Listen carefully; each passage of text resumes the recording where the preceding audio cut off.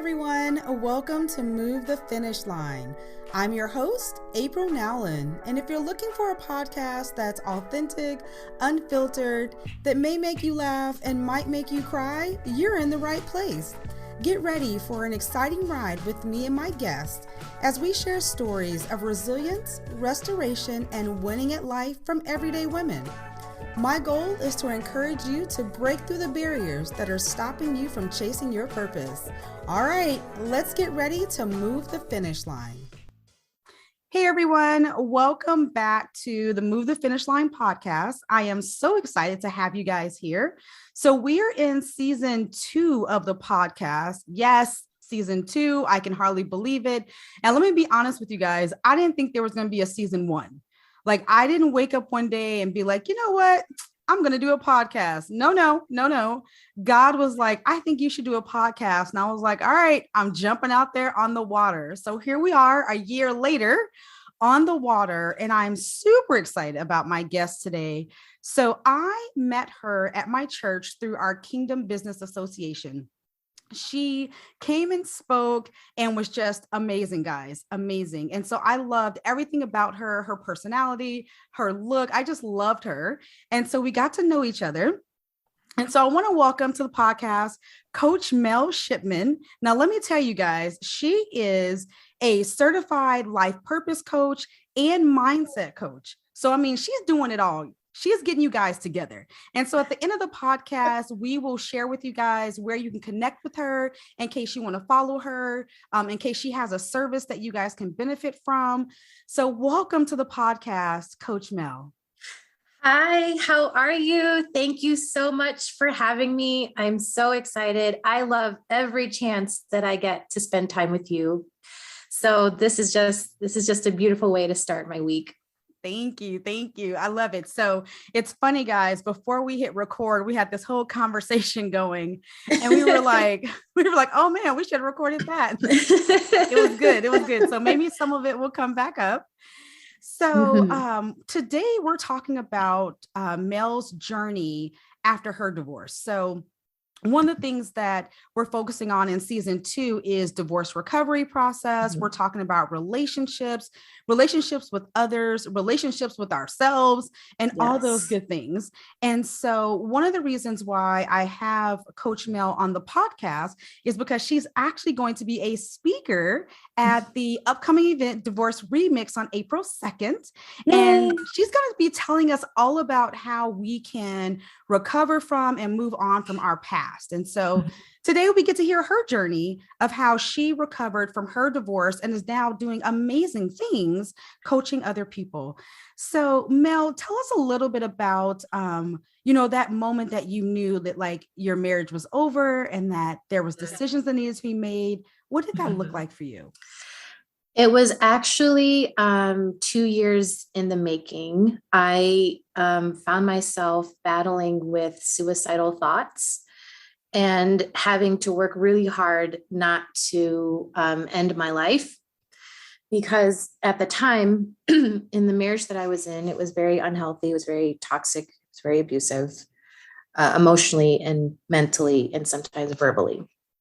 And so I was contemplating death versus divorce because I thought that it was more noble to leave my ex-husband a widow and not a divorcee. And I knew that if I stayed in the marriage, I would either die a very slow death. But what I was afraid of, and so that's why committing suicide was more of an easier, faster option to get away from the pain. And it took about 2 years to warm up to the idea of divorce. And it was really scary because the biggest thing that I was afraid of at the time was going out, leaving him, trying to make it on my own and falling flat on my face and having to go back. That was the scariest thing to me because I didn't want to have a sense of freedom only to find myself having to go back to what I felt was my own personal prison. Right. So that's why divorce wasn't necessarily the thing that came to my mind first to do. And in order for me to get to that place, I had to, in my head, start saying, I refuse. So anytime that I was mistreated or I felt, like things were bad or things, Mm-hmm. I was in my head, I would say, I refuse to accept this as okay. I refuse to accept, whatever it was. And when I knew that it was time for me to leave, um, it was this point to where I got to the place where I was like, all right, maybe choosing life after divorce is better than ending my life. Mm. But I had conditions. Yeah. I remember looking up at the sky and I said to God, you have one chance to make something out of my life. And if you do not, you know what I'm going to do. Mm. And I did everything that I needed to do. I formulated my plan. At the time, we just had our second child. And so she was still an infant. And I had a lot of things that I had to work out. I couldn't just pick up and leave. So my exit from my marriage was over the course of a few months. It wasn't this drastic, dramatic, Right. throw my stuff in garbage bags and walk out type thing. It had to be very, planned out and make sure, because I wanted my kids to have a sense of stability, knowing that now there's going to be two homes. Yeah. So that's what it was like at that time. And I remember I had a whole spreadsheet. It's the organizer in me. Yep. I had a Absolutely. whole spreadsheet of homes and apartments that I was going to look at to see, what was going to work with my budget and all of these things. And I just remember spending every possible minute I could outside of work and taking care of the family. I was out there looking and making choices. And then I actually signed the lease to my first apartment the day before Christmas Eve. So that was kind of my Wow. Christmas present to myself. Wow. And yeah, and it in the beginning of 2018 is when I am like moved out and started living on my own. Wow. So you said something at the beginning that you were contemplating suicide. Mm-hmm. And that may sound like a foreign concept to some of you guys who are listening, where the easy thing is, well, just leave.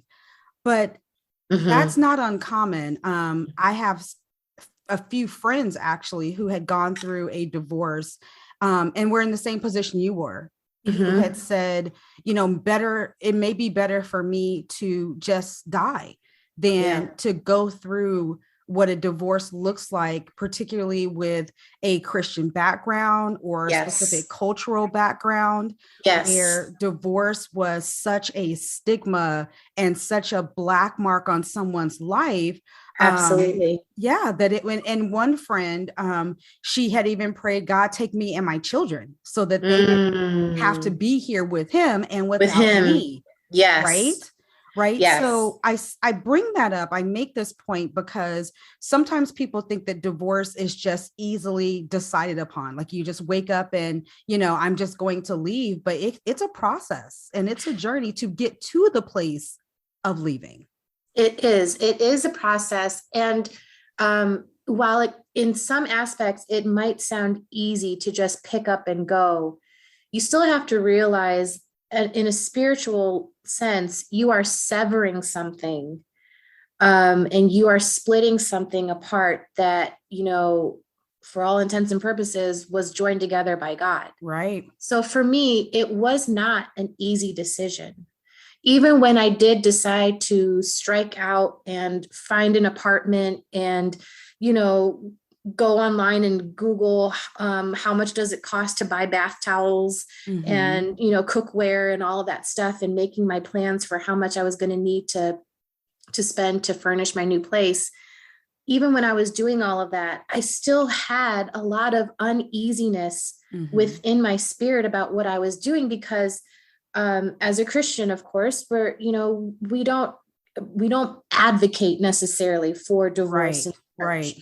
And then as an Asian person, divorce is also not something that is, encouraged or endorsed. And so when it does happen, it's very hush hush.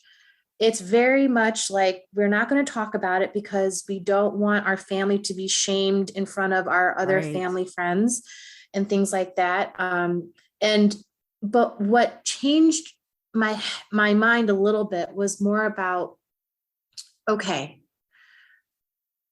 if I were my parents and they had to talk about me in the terms of my divorced daughter or my dead daughter,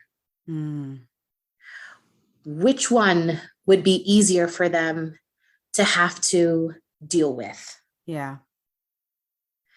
And it was also along the lines of, if I truly went through with ending my life, I would not have a chance to see what God could do with my life afterwards. That's so good. I would have left no opportunity for God to redeem my life if I ended my life. Yeah. But if I went the divorce route, he could still have a chance to get some glory out of my life and make something beautiful out of my ashes. That is so good. And I decided that, like, you know what? I love God more than anything. And I would rather give him that chance than to take it away from him because I did not believe in myself enough to have something better after divorce. So we have to sometimes look beyond our present pain and realize that there's always purpose on the other side of it. Absolutely. And we just have to push through the pain and go through the process to get to the other side of it, and then finally see the purpose, and then finally see the promise being fulfilled. Wow. So, like, for anyone who is in this place where you genuinely think that going down the route of self-harm or suicide or anything like that, consider that is a decision that cannot be revoked. And you and your life and your family and your children and your children's children, they are worth so much more than having a terrible marriage situation be the last thing that gets told about your life. Man, that is so good. That is so good.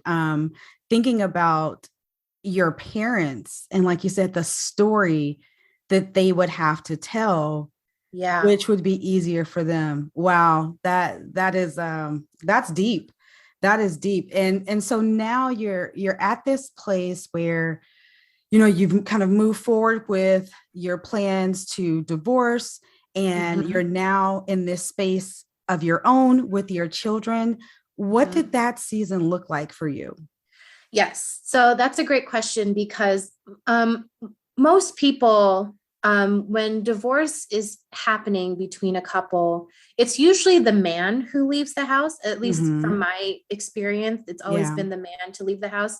I was on the other side of the coin. I was the one who left and found my own place and all of that. And so there was a lot of things that I was like, what are they going to think of me? Because I'm the one that's leaving. But I did not file my papers right away. I actually held off on filing papers for about a year and a half. I wanted to make sure that if I was really going to file for divorce, that I was in a place of peace about Yeah. it. And at the time of me leaving, I was way too wrapped up in too much pain and hurt and stress and worry that I did not feel right in making a serious decision like that in that place. Mm-hmm. And so the first year of me leaving, we were just separated. Okay. And we did the co-parenting thing and, the, custody of the kids and stuff like that. And, who got who on what days and the rotation. But we were separated. We weren't legally filing for divorce. And I spent that year going to counseling, crying on my couch and praying and doing all the things and really just healing myself and getting back to a place to where I was mentally stable. You have to remember, I was dealing with suicidal thoughts Yeah. constantly. So that first year was really more about like, how many days can I go without, thinking about killing myself? 3. Okay, great. Next time, let's shoot for 4. Okay, let's shoot for 5. Like it was really more about taking the time that I needed to heal myself so that should I still feel that divorce was the best option for me and my children, it was not made in a place of pain, but in a place of peace, knowing that this would be the best way for my children to experience 2 loving parents. So I didn't actually file for divorce until about a year and a half after I left. And at what point did you get to in that journey where you said, you know what, this is it? I remember, so I've been on all 3 sides of the coin in my 3 divorces. So my first divorce was very amicable. We had gotten to a place to where we both just kind of felt like, okay, this isn't going in the right direction. Yeah. The day we got divorced at our divorce hearing, we actually joked so much that the judge asked us if we were sure if we wanted to, get a divorce. The second one, I did make the choice to leave. And that was my daughter's father. And my decision really came down to what future I wanted for her. And Right. I truly felt like we could be better parents apart than we were together. And for 13 years, that has been true. And so, he and I are the best of friends. He's remarried. She's loved. She's got us both. It's great. And then the last one, I experienced the surprise where I woke up and my husband had kind of just decided that things were over and he was leaving, and he gave me 20 minutes notice and he was gone. Wow. And so, so I've been on all sides. And so I know that there is a journey to getting that, like you said, that piece about this is over. And one of my good friends, Nadine Larder, who I recently had on the podcast, she said, she believes we have to earn our divorce, right? Meaning that we have to know that we have done everything that we possibly could before we make that decision. And so, like you said, you spent over a year, making sure. So what was the moment that you just kind of knew, all right, this is the next step? I knew that I needed to start filing the papers when I had gotten to a place where I felt healed inside. I had enough peace to feel like I was making good judgment. That second year of me being gone out of the house, I started dreaming again and having being able to maybe start thinking about the possibility of a good future. And that was progress for me. And it came to a point to where there's one day, it was actually the day of the women's conference at church. Okay. I know exactly what you're talking about. Yep. It was a couple years ago. Yeah, a couple years ago. And he was starting to say some things to me that were not appropriate to say in front of the children. And I realized that it didn't matter if I was married to him or not.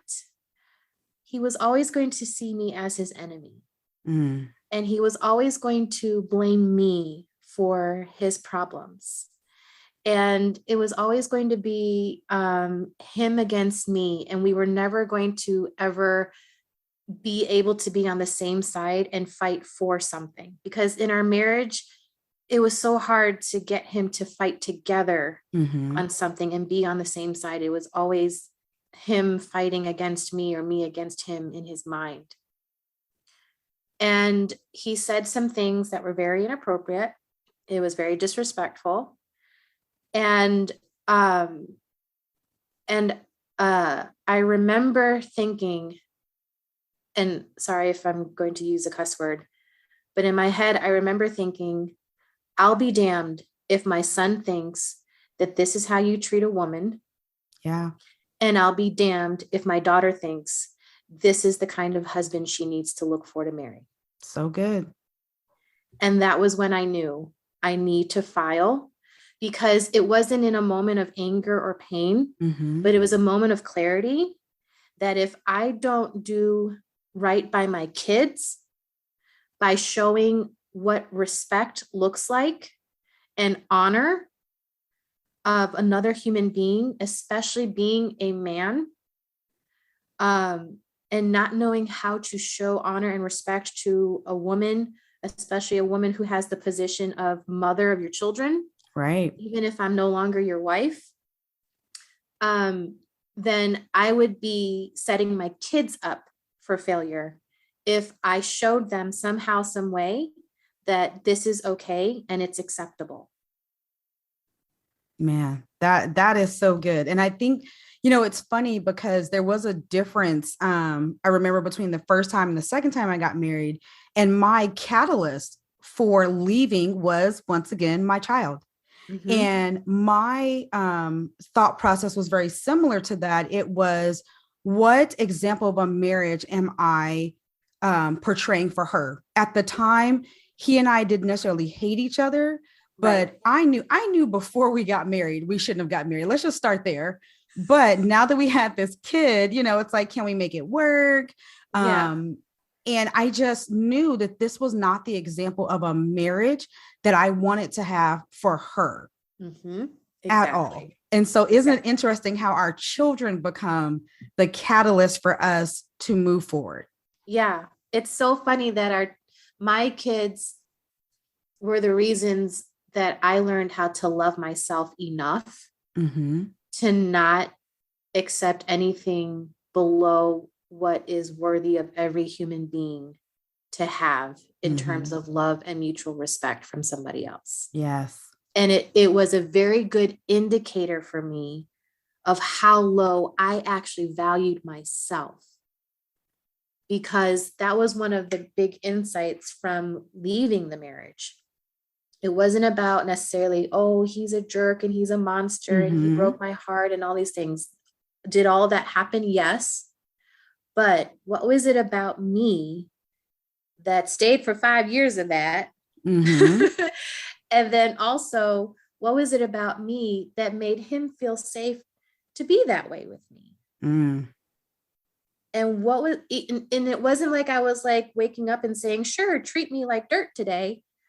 But it was also a sense of, what part of me have I not been strengthening or developing over time to where somebody else, especially in my close proximity, could think they could violate me at the level of my spirit being? Mm. And to me, that was like the hardest lesson to realize of how little I loved my own life and how little I valued my own life. And even when I thought about the 2 years that I was thinking about ending my own life, how that was just another form of Mm-hmm. confirmation of, this is how little you think of yourself. Yet you say that your God formed you in the womb and he knew you before and he only creates good things and he never makes mistakes. Mm-hmm. And you say that about your God, but yet you look at yourself like this. Make it make sense. And it didn't. Yeah. And so I've just had to go on this journey of really understanding the disparity within myself of what I knew is true about the Lord and all of his creation, and how I was actually, in a way, not really glorifying him because of how little I was valuing my own life. Oh man, that is so true. You brought up the fact of how the word says that we're made in God's image. Yeah. But so many times we don't see ourselves that way. Mm-hmm. And one of my prayers for myself, and the fact that my daughter's 13 and, she's kind of noticing herself and, going through hormones and all those things. Pray for me, Yes. y'all. I got a 13-year-old. Pray for me. But, my prayer is, God, let us see ourselves the way you see us. So Yes. that we never forget how amazing we Yes. are. We never forget how wonderful we are, Yes. because we see ourselves through God's eyes. Yeah. Absolutely. And you talked about, loving yourself. I want to dig into that a little bit, because I really think that's kind of the heart of your journey, and now doing the work that you do, because if you never learn to love yourself, there's no way you could love the people that you serve. So Mm-hmm. what did that journey look like for you to getting to love yourself? The key for me is actually the third word, which is to love myself enough. Mm. That, because I never want to feel like I'm better than anybody or greater than anybody, or my life is more important than anybody else. However, I did have to learn how to love myself enough to know that I am just as important as everybody else is, and that I matter as much as everybody else does. And I think we live in a world and society, maybe even where, we can pick out when somebody's being arrogant or overconfident, and we can Right. remark on those things. But I think for the majority of us, I think we actually suffer from the opposite problem, where we devalue and we depreciate our own value like we're a car being driven off the lot. Yes, girl. And every day that we are off that parking lot, our worth is just lower and lower and lower. One of the things that I had to learn about loving myself enough is something that I actually say a lot to my clients. And it's the difference between self-esteem and self-worth. Mm. Self-esteem is like a thermometer. Yeah. You do something great, it goes up. You make a mistake or something bad happens, you feel really cruddy about it, your self-esteem goes down. That's okay. Self-esteem is okay. And it's meant to adjust. It's meant to fluctuate over the course of your life, because it is attached to our ego, and it's attached to our pride and all of these things. It's going to fluctuate. That's okay. Your self-worth, though, should be like a heart rate monitor. It should stay steady regardless of the conditions or the circumstances that you're in. Your self-worth should be the same every single day of your life, no matter what is going on, no matter who's in it or who's not, no matter how you're feeling that day, whatever it is, your self-worth is like a heart rate monitor, and it should remain steady. And so I had to learn how to distinguish the difference between how I was feeling about myself. Was I feeling confident? Was I feeling Right. okay? Or was I feeling kind of, whatever? And realizing that that's just my self-esteem. But at the end of the day, my self-worth is what God says I am, who God says I am, that I am his righteousness, and that never changes based on my conditions or circumstances. So it's almost like that has to be sealed in a black box. Girl, that's so good. Even if the plane crashes, that is still protected. And I had to learn how to preserve and protect my self-worth, and to not allow it to be adjusted or modified by anything that I was saying, anything that anyone else was saying, anything that was going on in my life. Nothing. It remains constant. Man, I love that. I love the self-worth analogy. I never heard it being put that way, but you're absolutely right. It's something that should not change. And I love the analogy of the black box, because that black box will survive just about anything that happens. The apocalypse. Right. Zombies. If there's nothing left, the black box is going to be there. Exactly. So I love that. Give us, for those that are listening, even for myself, because girl, I'm learning all over again right now. What are some of the practical things? So one of the pillars that I coach on is doing the work, right? Is that, we can, cry, pray, go to therapy and everything else.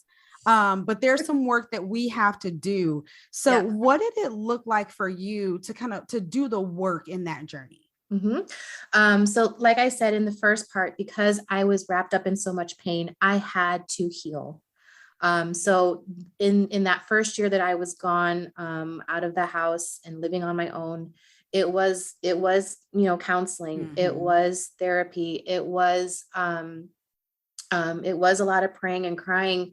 It was, some journaling. Sometimes I'm not very consistent with journaling. Me neither. But when I felt led to, I would journal. But then the second year, when I mentioned earlier that I had gotten to a place to where I was able to start dreaming a possibility again. I saw that as a sign of positive health and progression, that I was moving further and further away from that place of toxicity.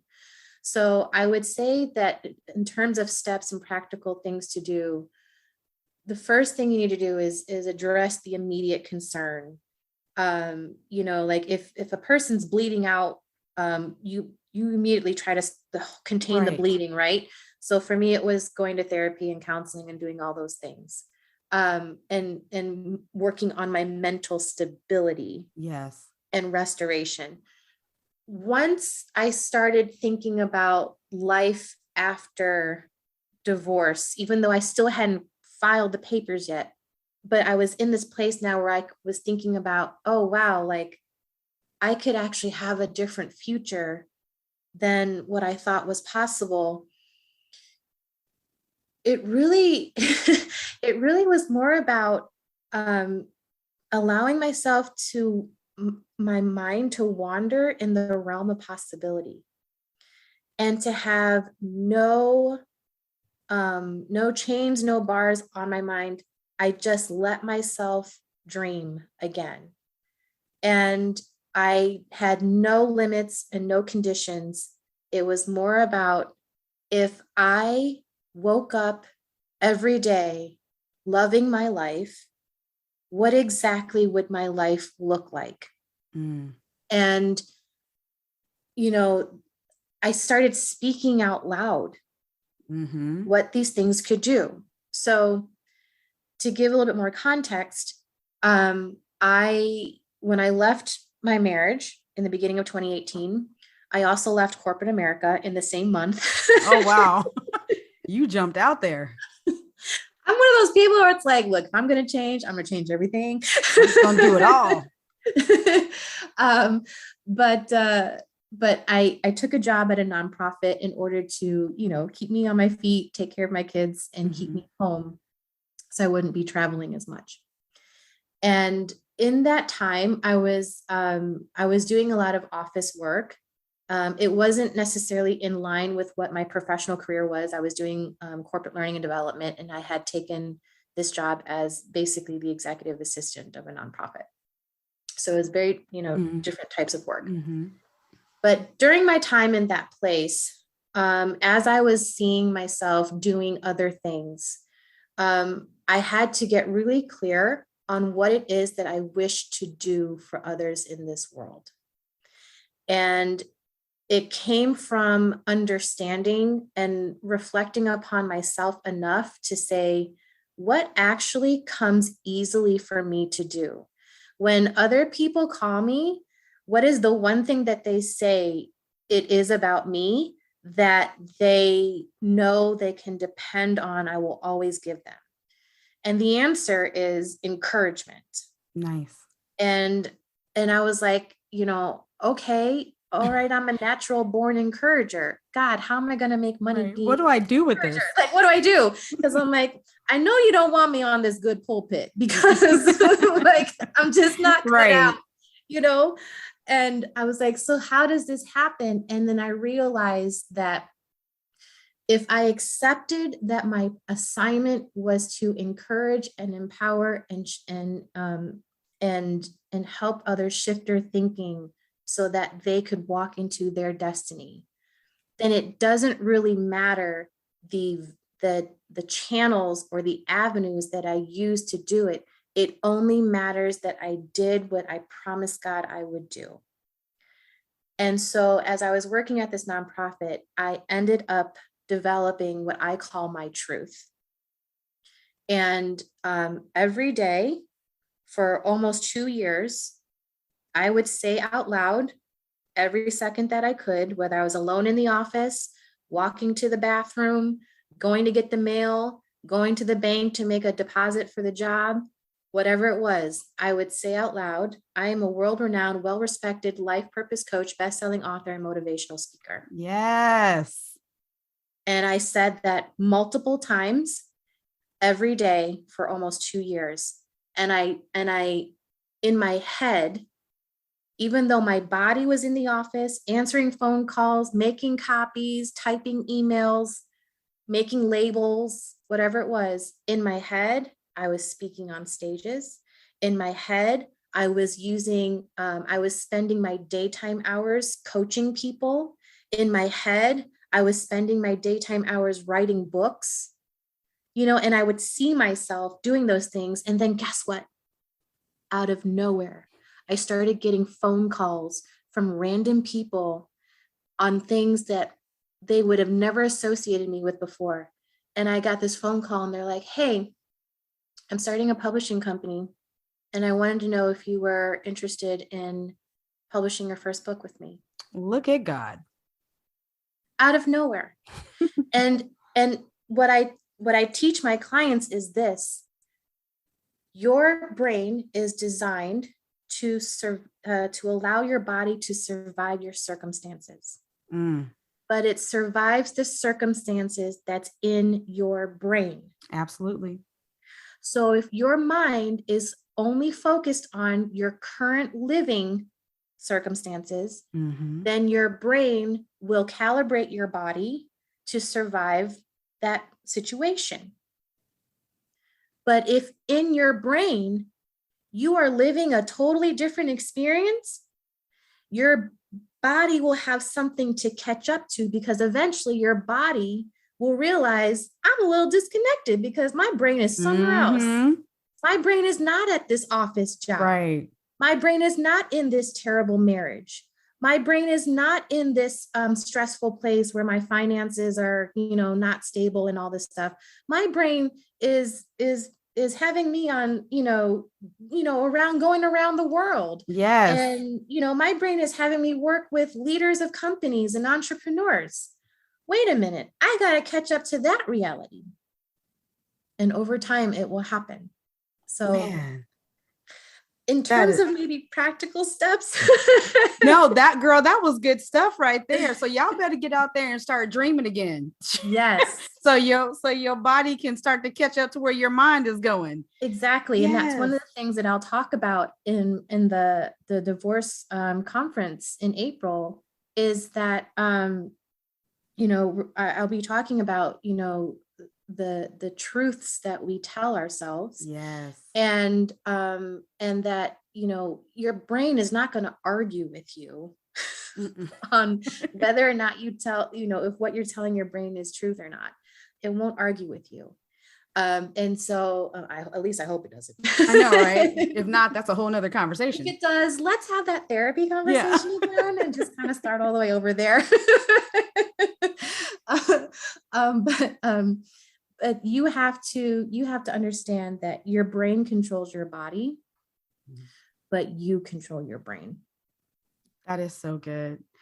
Well, Coach Mel, it has been, I've been blessed all over again by having you on the podcast. Like, So listen, you guys, if you've enjoyed just this snippet of listening to everything wonderful that's inside this woman, make sure you join us on April 2nd for Divorce Remix. Whether you are newly divorced, been divorced for some time, you're just getting out of an unhealthy relationship, maybe you were just in a long-term relationship and you're just now leaving that and you need some help, meet us at divorceremix.com. Now, before we go, Coach Mel, let everyone know where they can connect with you.